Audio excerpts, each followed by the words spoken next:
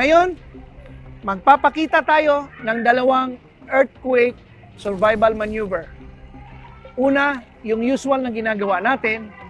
At ang pangalawa ay yung isang maneuver na kung saan gagamitan natin ng mata at tamang pagkilos upang maiwasan natin yung mga bagay-bagay na pwedeng mahulog o bumagsak sa atin. Una, yung usual maneuver natin ay nakahawak sa ulo, nag-evacuate na kung saan nakayuko.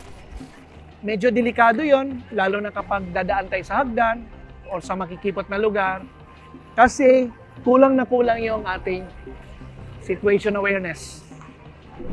Ito yung pangalawang maneuver na kung saan ay hindi siya drop, cover, and hold, kung hindi tripod position.